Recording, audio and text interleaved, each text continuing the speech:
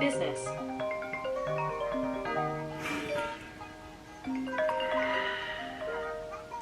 Hello.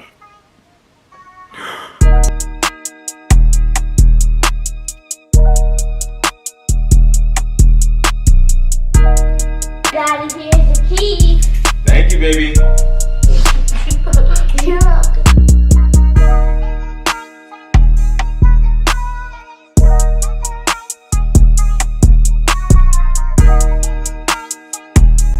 What is up, everybody? How's everybody doing today, man? You already know how it goes. It's your boy B back with another video. Thank you guys so much for freaking viewing the video. It means so much. If you're new, my name is Brandon Jones and I specialize in helping you make an extra income. If you're returning, again, I appreciate you. All right, I appreciate you and I want you to know that.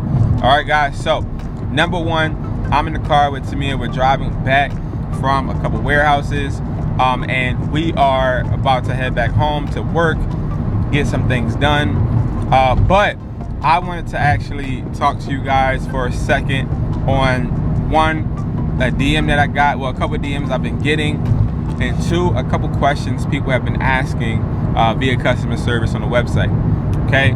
And most importantly, I want to tell you guys things that I wish I knew before flipping electronics or while I was getting into flipping electronics. Now, I want to start with this first point, okay? I've had a couple young individuals DM me or email me saying, hey, I fear working a 9-to-5 job. Can you teach me everything you know? And I want to tell you guys, it is so important that you don't take away from your experience. Nobody thinks it's cool to work a 9-to-5 job nowadays. Why? I don't know. People knock 9-to-5 jobs when, honestly, they're not that bad. 9-to-5 jobs are not that bad. You may be like, well, Brandon, how can you tell us? I've worked a 9-to-5 job, and one thing I can say is 9-to-5 jobs give you a great experience, but it gives you discipline because you have to work for somebody. You have to work under someone. You have to work with people. You have to work with customers. It is a sense of, one, having to get up at 9, making sure that you are at work at whatever time you're supposed to be, also making sure you clock in for break, clock out for lunch, and all this other stuff you have to do, and it is a benefit to you. So to that 19-year-old, understand that you do not need to cheat your journey or cheat your process. If you're meant to work a 9-to-5 job, no matter how much research you do, no matter what you want to do in life, you may have to have a 9-to-5 job, and it's not bad getting a job. And I think we have to get rid of that stigma. We have to get rid of that thought because that really holds us back. And I'll tell you guys a funny story. I worked at GameStop for a day because I loved GameStop at one point in time. And I always went there. And I remember always standing outside for the releases. And then I told Tamia one time, hey, I'm going to just work at GameStop. And I only could make a day. I only could work there for a day. And it's a true story. And the reason I only could work there for a day is because that job was hard. It was hard. It was something that I wasn't willing to do. We don't understand how hard people work behind the scenes when we go into different stores, we go into different establishments. We don't know. But the fact of the matter is, them putting in that work can help them when it comes to them opening their own business. Now, I'm not even trying to say that opening your own business is easier, or we're not comparing the two. But one thing that we are going to say is that we as people cannot knock down something we have not tried. And for those people that are saying, oh, I just don't want to work a 9-to-5 job, don't knock it down before you try it. Try it first, because you may be meant to work a 9-to-5. You may get into a 9-to-5 job and love what you're doing. And it's okay. That is not something you should ever try to run away from. Don't ever run away from doing something you have not done. Try everything. And that is what goes into my first point when it comes to the electronics, is I wish I would have knew to try everything. Now you may be like, Brandon, what are you talking about? Try everything.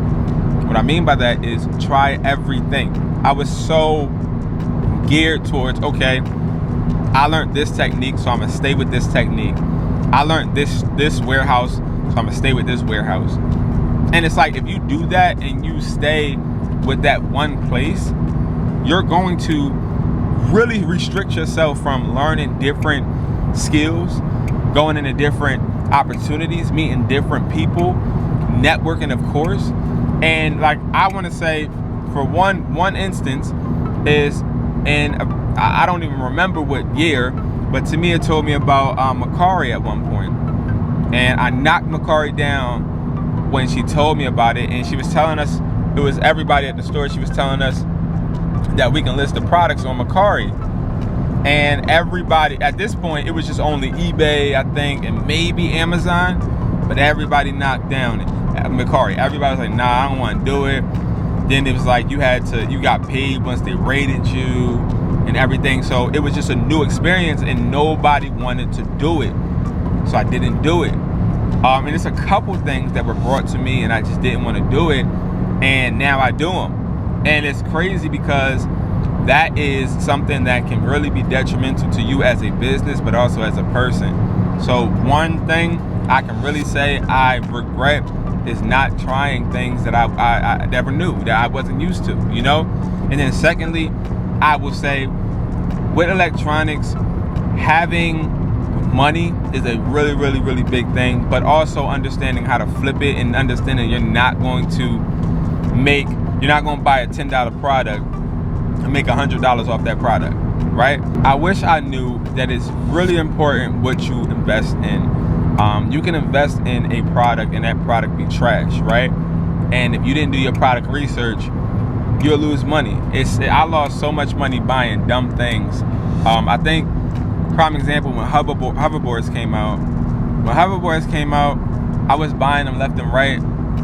I remember, I think I got them $150 wholesale price, and I was selling them for like $200, $250. And yes, they were selling, but it got to a point when it was slowing down because now mainstream stores were starting, like, you know, big box stores were starting to have them. And I didn't do my product research, and I brought some more, and I was struggling to sell them.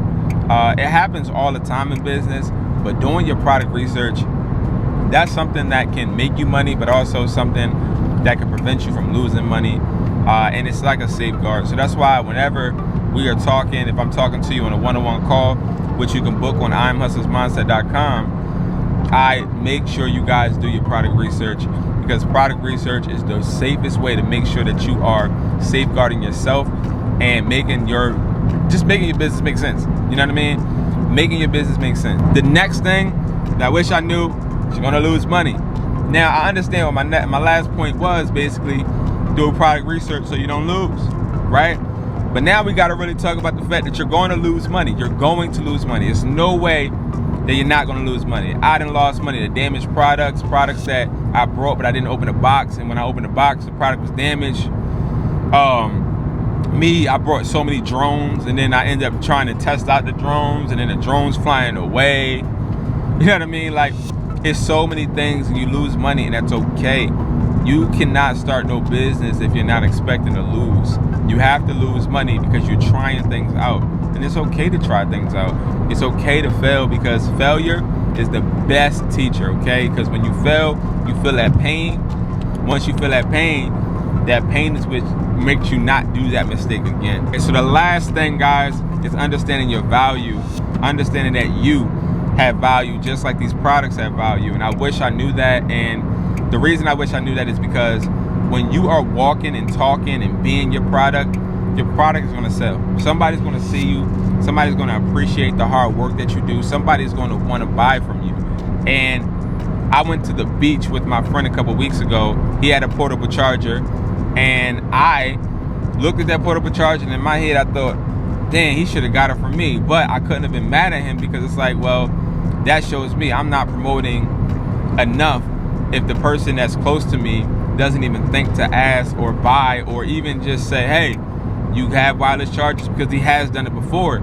But it's like, all right, even if that was the case and he knew I had wireless chargers, but let's just say he didn't want it, why didn't he want it? So now I got to start to really think in my head, how can I make myself a walking brand to where people don't even want to pull their chargers out unless they mine? Or if somebody does have a charger, they want to tell me they got it from my website, you know?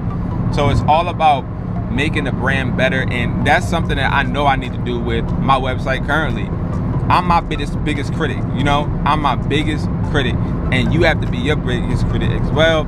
You got to make sure that you are being tough on yourself, because you are the person that's going to reap from the benefits the most. you're the person that's going to reap from your losses the most as well.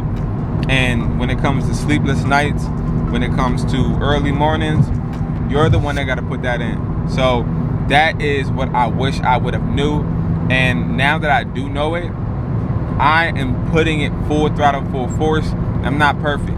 There's some things I still got to work on. Some things we're always going to have to still work on. But at least we acknowledge it and we understand that we're an unfinished product. Now with you, what I want you guys to do is understand, no matter if you watch this video a billion times, you're still going to make some of these mistakes. But when you make these mistakes, make sure you learn from them. That is a key. Learn from your mistakes. Don't keep doing the same thing over and over expecting a different result. That's insanity. All right, guys. So I'll see you in the next video. Thank you so much for watching. Peace.